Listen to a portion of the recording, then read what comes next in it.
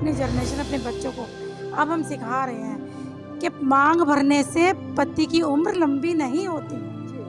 वो हमें अब समझ आ रहा है। अब ये है कि हम फ्री होकर काम करते हैं, हम कभी बुध बृहस्पति शुक्र कोई दिन नहीं देखते हैं। हमें जिस दिन जो काम करना होता है, मेरे लिए सारे दिन अच्छे हैं, वही मेरे बच्चे करते हैं कि उनके अंदर ये किसी तरह का।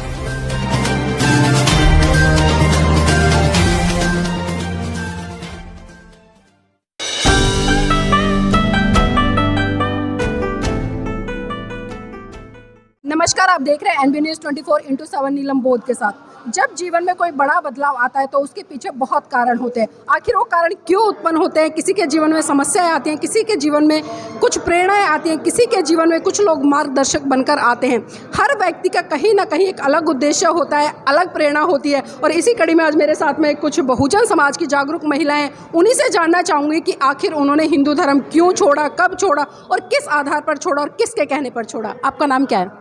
मेरा नाम शेरिन गौतम है। गौतम जी, जानना चाहूँगी, पहले तो आप थोड़ा सा ये बताएं हमें कि आपने हिंदू धर्म क्यों छोड़ा और किसके कहने पर छोड़ा। मैंने हिंदू धर्म इसलिए छोड़ा क्योंकि बहुत दिन तक मैं वो लाइव होके पे आता था, शिव का कोई प्रोग्राम आता था, वो देख रही थी। तो देखते देखते एकदम से वो वाला प्रकरण आ गया कि काली बनती हैं, फिर वो शिव जी पे पैर रखती हैं, फिर वो शिव से कहती हैं कि मैं ये नहीं करना चाहती। तो शिव कहते हैं कि ये तो लिख चुका है, अब तो ये होकर ही रहेगा, आप इसे टाल नहीं सकते हो। और उसी वक्त दिमाग में एकदम से जैसे बिजली सी कौंधी और ये लगा कि जब ये भगवान होकर, ईश्वर होकर अपना भविष्य नहीं बदल सकते तो ये हमारा क्या बदलेंगे।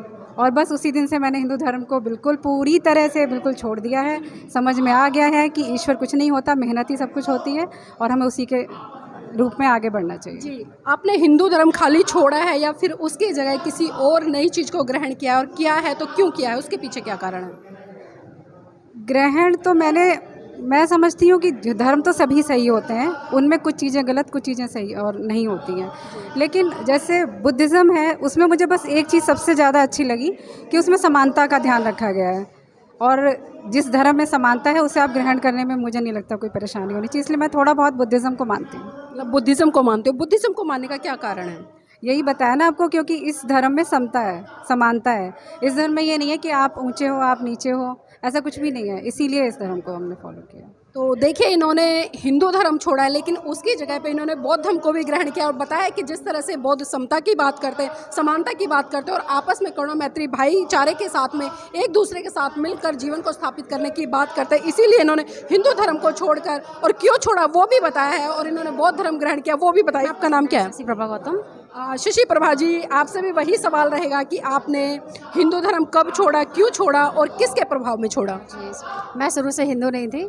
मेरे फैमिली, मम्मी पापा के यहाँ से कभी पूजा पाठ नहीं हुआ और मैं बचपन से ही ऐसी हूँ। मैं शायद 3rd क्लास में थी तब मैंने बाबा साहब को पढ़ा था। उसके बाद से मुझे लगा ये सब चीज़ें सब ढोंग है, सारे मुझे हर चीज़ बेकार लगती है। तो मैंने जैसी ये सब चीज़ें, कभी मैं एक मंदिर नहीं गई, कभी कोई पूजा पाठ नहीं, तो वैसे ही हमारे बच्चे हैं, वैसे ही हम हैं। और आगे जो हिंदू धर्म छोड़ने का भी यही, छोड़ने का था ही नहीं हमारे यहाँ। जो भी थे एक तरह से बुद्धिज्म, तो मैं बाद में समझा आके, ठीक है, जब हम कॉलेज में आ गए तो पता चला कि भाई इसमें क्या बोलते हैं, आडंबर नहीं है मेन, ठीक है, अंधविश्वास नहीं है। उन सब चीज़ों तो पहले से मुक्ति थी, मेरे अंदर नहीं थी वो सारी चीज़ें। तो बाद में फिर बुद्धिज्म ग्रहण कर लिया एक तरह से। वैसे ही बच्चे हैं, वैसे ही हम हैं, और आगे सोचते हैं कि बाकी सारी महिलाएं जगाने का काम करें, जैसे हमें भी सोचते भगवान कहीं नहीं है, ठीक है। तो बस यही चाहते हैं कि हमारा समाज इसी तरह आगे बढ़े, हमारी महिलाएं सारी जागरूक हो और हमें ना मौका दे कि आगे बढ़ें सारी के सारी इस तरीके से।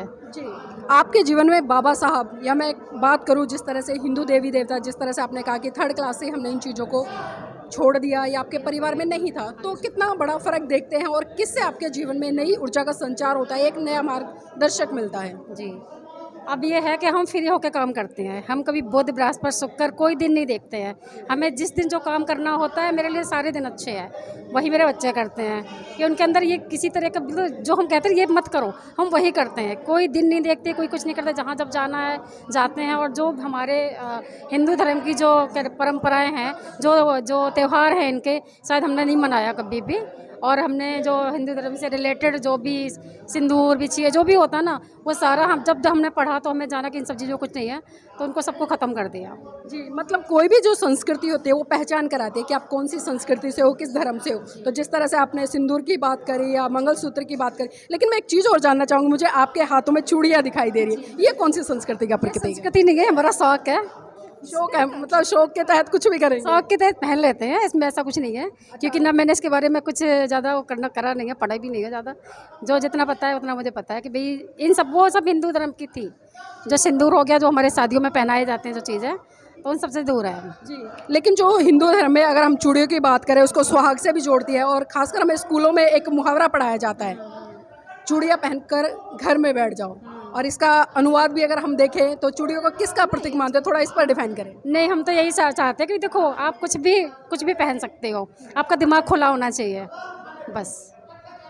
लेकिन पहचान कैसे कर पाएंगे, क्योंकि हम जब संस्कृति की बात करते हैं, अगर हमारे सामने से एक मुस्लिम व्यक्ति गुजरता है तो हम उसके पहनावे से पहचान लेते हैं। इसी तरह से कोई सिख हमारे सामने से गुजरता है, हम उसके पहनावे से पहचान लेते हैं। हिंदू धर्म की कोई महिला गुजरती है तो उसके भी पहनावे से हम पहचान लेते हैं। लेकिन जो बौद्ध समाज की महिलाएं, आखिर उनको कैसे पहचाना जाए? ज़्यादातर ये है कि आप वो सिंदूर नहीं लगाते हैं, पैर में बिछिए मैंने नहीं देखे हैं, बहुत लोग हैं जो उन्होंने नहीं पहन रखे हैं, ठीक है। तो ज़्यादातर मेरे हिसाब से तो यही है।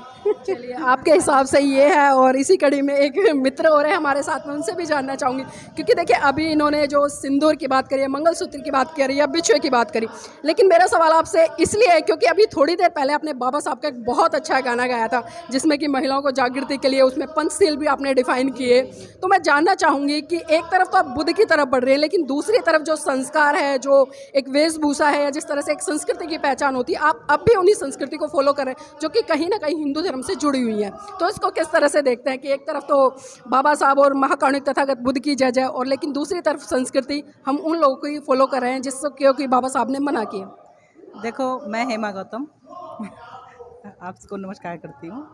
जिस तरीके से आपने सवाल किया मुझसे, ये जो संस्कृति की बात करते हैं, संस्कृति तो थोड़ी बहुत जिंदा रहनी चाहिए सबके लिए, क्योंकि हमारा जो कल्चर है, हमारे संस्कार हैं, वो थोड़ा सा इस चीज़ को डिफ़ाइन करते हैं कि भाई हमें बड़ों का आदर करना है। और रही सिंदूर और ये इस चीज़ की बात, एक शौक़ के तौर पे जो बौद्धिस्ट हुए या अम्बेडकरवादी हुए, ये सब चीज़ें ये चीज़ बताते हैं कि आडंबरों से दूर रहो, अंधविश्वासों से दूर रहो, माइंड खुला होना चाहिए, अपने कर्मों पे विश्वास करके आगे बढ़ो। आज की तारीख में आज जो हम अपने बच्चों को शिक्षा दे रहे हैं, वो कर्म प्रधान को डिफ़ाइन करता है कि हमारे कर्म अच्छे होंगे तो हम अच्छी बात भी करेंगे, अच्छी अच्छी पोस्टों पर भी पहुंचेंगे। तो ये चीज़ें तो है कि फैशन या चूड़ियाँ या सिंदूर, ये सब चीज़ें मायने नहीं रखती इस चीज़ में मायने नहीं रखते हैं। और आपने हाँ, ये है कि ठीक है, थोड़ी सी चली आ रही है, मतलब संस्कृति में एक है कि भाई सुहागन वगैरह का जो भी है। हालांकि आज लड़के लड़कियों का बराबर का योगदान है, समाज में भी और पूरे परिवार में भी, हर चीज़ में बराबर का योगदान है। लेकिन बाबा साहब ने बिल्कुल स्पष्ट कहा था कि भाई जिस भी चीज़ को बाबा साहब ने मना किया, लेकिन आज हम देख रहे हैं कि कहीं ना कहीं हम बाबा साहब को भी मानते हैं, लेकिन उनके द्वारा जो इनकार की गई चीज़ें हैं, बाबा साहब ने जिस समाज को एक आदेश दिया या संदेश दिया या आह्वान किया कि उस समाज की महिलाएं इस कर्म कांड, पूजा पाठ या जो संस्कृति, जो हिंदू धर्म की संस्कृति है, उसको छोड़कर विज्ञान की तरफ बढ़े। लेकिन आपने जिस तरह से हवाला दिया कि भाई शौक है या फैशन के तौर पर है, लेकिन मुझे ये बताइए कि एक पुरुष भी होता है, उसकी भी शादी समाज में होती है, तो उसके ऊपर ये शौक के तौर पर, आपने शौक कहा इसलिए मैं शौक के तौर पर इस्तेमाल करूँ, उसके ऊपर शौक के तौर पर ऐसी कौन सी चीज़ें ला दी जाती है जिससे ये पता चले वो शादीशुदा है? उनका बस यही है कि औरतों को शोषण, औरतों को आगे नहीं बढ़ना, ये चीज़ें ये लेके चले हैं कि भाई आदमी को पुरुष प्रधान जो समाज जो कथित चला आ रहा है, तो वो चीज़ें हैं कि जो औरतों को दबाती हैं या क्या है। वो तो ये है कि आज औरतें पढ़ लिख के आगे बढ़ गई हैं, और जो बाबा साहब के जो हमारे संदेश रहे हैं, बाबा साहब की जो हमारी ज्ञान रही है, वो तो इसी चीज़ को है कि भाई चाहे भले ही हम कितना ये शौक़ कर रहे हैं या क्या है, लेकिन हमारा जो उन्होंने हमें संदेश दिए, जो हमें आगे बढ़ने, शोषण के विरुद्ध या स्वतंत्रता का जो मतलब ये सारे अधिकार दिए हैं, समानता के जो दिए हैं, इस चीज़ में आगे आ रहा है समाज। हम अपने आने वाली जनरेशन को हम ये देखो धीरे धीरे कम होगा, ये एकदम नहीं खत्म। लगता है आपको ये चीज़ें खत्म होनी चाहिए? बिल्कुल होनी चाहिए। ये कोई ज़रूरी नहीं है कंपल्सरी की मांग में सिंदूर भरा जाए, या ये कोई ज़रूरी नहीं है। आजकल बच्चे जो हमारी आने वाली जनरेशन है, वो इस चीज़ को निगलेक्ट कर रही है, वो चीज़ को नहीं मानती। ये मतलब कुछ भी है, बिचुए वगैरह का ये जो भी कुछ रहा है, ये नहीं करती हैं। बच्चे अपना आज की जो वैज्ञानिक युग जो चल रहा है या उसमें आगे बढ़ रहे हैं। लेकिन आज आधुनिक युग में अगर हम देखें, क्योंकि 21वीं सदी में आज हम जी रहे हैं, हमारे पास में संविधान है, संविधान के तहत हमारे पास में पूरी आज़ादी है। अगर मैं एक इंजीनियर या डॉक्टर या वकील इनकी बात करूं तो अक्सर हम इन महिलाओं को देखते हैं सूट बूट में अच्छी नज़र आती है, इनके हाथ में चूड़ियाँ नहीं होती, मांग में सिंदूर नहीं होता है, तो कहीं ना कहीं हमारी एक पहचान भी होती है और उसको एक आइडल के तौर पर हम देखते हैं। लेकिन वहीं समाज में कुछ महिलाएँ ऐसी होती हैं जो पढ़ी लिखी बहुत होती हैं लेकिन फिर भी इन परंपराओं को फॉलो करती है। तो दोनों महिलाओं का दृष्टिकोण किस तरह से देखती है? हम आदर्श के तौर पर या एक अनुग्रहण किसी भी महिला का करें या अनुसरण करें तो किस महिला को करेंगे, या बच्चे किससे मोटिवेट होंगे? एक घर में रहने वाली पढ़ी लिखी महिला जो कि साजो श्रृंगार से पूरी तरह से लिप्त है, या फिर एक वो महिला जो जज वकील डॉक्टर है? हाँ, आज के बच्चे नहीं होंगे। आज के बच्चे इस चीज़ में नहीं घुस रहे हैं। मतलब ये तो देखो पेरेंट्स के ऊपर डिपेंड करता है, माता के ऊपर डिपेंड करता है कि वो कैसे संस्कार देती हैं। आज हमारी जनरेशन में चेंज आया है। जो हमारे जो पेरेंट्स थे वो बहुत रूढ़िवादी थे, उससे हम बहुत ऊपर उठ के आए हैं और हमसे ज़्यादा हमारे आने वाले बच्चे जो हैं, आने वाली जनरेशन है वो ऊपर उठ रही है। तो ये सब चीज़ें नहीं मानती वो कि भाई मतलब ये सब घरेलू जो महिलाएं हैं इस टाइप का कुछ लेके चले। आपने भी देखा होगा समाज में कितना चेंज आया हुआ है, हमारे लोगों में भी कितना चेंज आया हुआ है, सब में आया हुआ है। ये कोई ऐसी चीज़ बिल्कुल सही कहा है। देखिए बदलाव आ रहा है और कुछ का मानना है बदलाव कुछ बहुत जल्दी कर लेते हैं, लेकिन कुछ लोगों को थोड़ा समय लगता है। कुछ समय के अनुसार, कुछ परिवार के अनुसार या जिस समाज के ताने बाने में वो रह रहे हैं उसके अनुसार उनको समय लगता है। तो मैडम आपसे मेरा वही सवाल रहेगा, सर से लेके पाँव तक उसी संस्कृति, उसी साजो श्रृंगार जिसको कि हम हिंदू धर्म की महिला के तहत जानते हैं, क्योंकि आपके पैरों में बिछुए भी हैं, पायल भी हैं, चूड़ियाँ भी हैं, गले में मंगलसूत्र भी है, माथे पे बिंदी है और मांग भी है। तो इनको और बाबा साहब की बात करना कितना दोहरा मापदंड है? मैडम ऐसा है, देखिए मैं कुसुमलता बोल रही हूँ।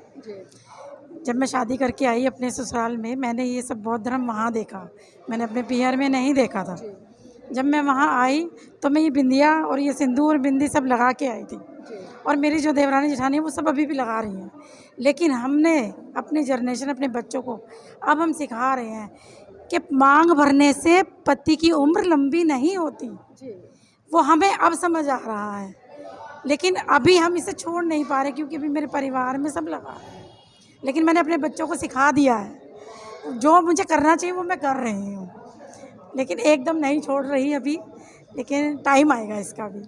मतलब समय आएगा तो छोड़ देंगे? जी बिल्कुल छोड़ दूँगी। मैडम ये भी जानना चाहूँगी, जिस तरह से आपने कहा धीरे धीरे छोड़ देंगे, लेकिन अगर मैं बाबा साहब की बात करूँ, बाबा साहब ने एक झटके में सारी चीज़ों को छोड़ा और खासकर जो संविधान लिखा उसमें भारत देश की समस्त महिलाओं के लिए, चाहे वो किसी भी धर्म, जाति, क्षेत्र, भाषा से आती है, उनको समानता का अधिकार दिया। अगर बाबा साहब ऐसे सोचते कि धीरे धीरे करूँगा तो क्या आज आप इतने स्वतंत्र रूप से, इतने अच्छे कपड़ों में या पढ़ी लिखी हो यहाँ पर खड़े हो पाते? नहीं हो पाते, लेकिन उन्हीं की बदौलत हम यहाँ खड़े हैं, नहीं तो हम भी घर में बर्तन ही मांज रहे होते।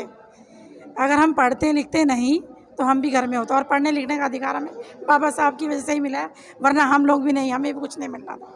जी, तो देखिए यहाँ पर बिल्कुल स्पष्ट कहना है, जो भी आज़ादी, जो भी समानता, जो भी अधिकार हमें मिले हैं बाबा साहब के तहत ही मिले, लेकिन जो भी परंपरा है कहीं ना कहीं आज भी समाज में जिस तरह का ताना बाना बुना हुआ है, या समाज में लोग हैं या जो हमारे पूर्वज हैं वो कहीं ना कहीं प्रेशर तो करते हैं और एक थोड़ी सामाजिक मनुवाद अभी तक बहुत हैवी है, उसको उतारना फेंकना टाइम लगेगा, उसी कोशिश में हम लगे हुए हैं। जी देखिए टाइम लगेगा, लेकिन एक बात और इन्होंने बहुत अच्छी कही है कि आज भले हम इन चीज़ों को फॉलो कर रहे हैं, लेकिन हमने अपनी आने वाली पीढ़ी को तैयार कर दिया है, और हमारी जो आने वाली पीढ़ी है वो ना तो मांग भरेगी, ना बिंदी लगाएगी, ना मंगलसूत्र पहनेगी, ऐसे किसी भी अलंकार को अपने शरीर पर सुशोभित नहीं करेगी जिससे कि ये पहचानो कि ये बौद्ध संस्कृति का नहीं बल्कि दूसरे संस्कृति का पालन पोषण करती है। तो इस कड़ी में वास्तव में महिलाएं साधुवाद की पात्र हैं। भले इनके पैरों में आज गुलामी की जंजीरें हैं, लेकिन उन जंजीरों के रहते हुए भी इन्होंने दूसरों की जंजीरों को काटने का संकल्प लिया है और अपने बच्चों के लिए एक बहुत अच्छा मार्ग तैयार किया है।